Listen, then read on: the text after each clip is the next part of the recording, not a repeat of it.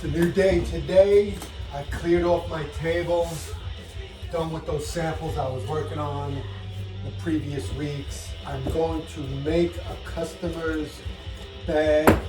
I just got my leather in. I'm going to unbox that and start planning out how I'm going to cut the leather for the bag. So the bag that I'm doing now is going to be based off of this layer bag that I have. This is it's really a female's crossbody. It's small, it's like 8x7. But the bag that I'm doing for this customer is a male, and he wanted something similar so he could, I think he wanted to put like an iPad or small devices in it. So we're gonna tweak this and make it a bit more manlier for him, manlier leather, and a definitely manlier lock. I'm using this cool tactical lock to close. I've used this on other bags before, on other briefcases, but I just don't use this lock that much. I wish more people would want this. I love this type of lock, this tactical, quick release. It opens. It's gonna be so cool. It's just gonna go on the front. It's not gonna have a latch. It's gonna be something like this. The size is gonna be similar, maybe a bit thicker on the width. I gotta check the dimensions and everything. So that's what I'm doing. It's gonna be a small little crossbody bag for a man with a tactical lock and leather that's in chestnut. So that's what I'm gonna do. I'm gonna unbox this right now and see where we're at. This is how I work. It's also gonna be really thick leather if you want it. It's gonna be durable. It's a man's small bag that's mainly gonna be worn around his body. Kind of like a briefcase where it's gonna have a handle, which this will have a handle, but the handle's not really gonna be used that much. I think it's gonna be more for show or just carrying it really quickly. So this leather that I get, when I work on clients' briefcases mainly and bags, what I usually do is I'll get the leather to order, and I work with two tanneries, one in America that makes English bridle leather called Wickett, and another one in the UK that makes really good authentic bridle leather called the Satchel tannery. If you ever see my briefcases and or my bags and the ones that really shine, that's the English bridle leather that I get from England, from the English tannery. Beautiful, I love that stuff.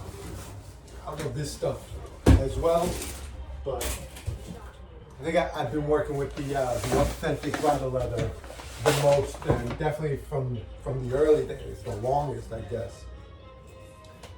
But if you like good veg tan leather that looks like an old faded jean, this is the way to go with this type of leather.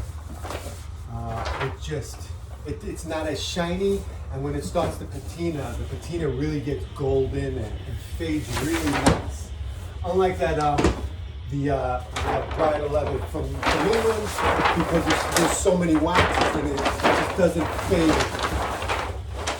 quickly. It fades eventually when it dries up. It fades, of course, but it's not like this stuff. Look at this. This does not have as much wax in it, so it's already got a nice, beautiful, just a fade to it, man.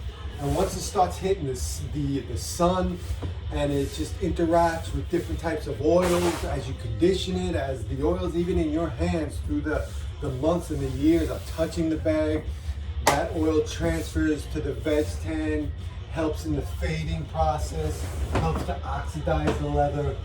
And it just, in my opinion, that's what makes good leather great. It's that aging process. Not all leather does that, not the newer leathers obviously that have different chemicals and plastics in it. This is good traditional veg tan leather, and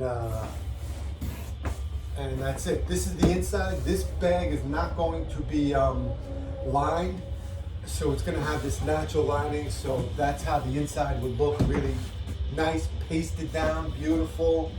Outside is the veg tan, and that's it.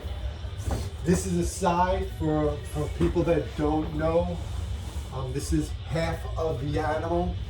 and this is where the butt section is, and that's where the shoulder is, and down there would be the belly. When I make my bags, almost always, I'll just use this section right from about here on the main body of the bag. I don't use the belly, that goes into the garbage. And half the time the shoulder go into the garbage as well, depending, each side is different. But for the most part, this is the best cut, the best part, and this is what I use for the bag. So I'll get a whole side, I'll inspect it, and I'll just cut my bag from this section. So I'm going to start cutting it.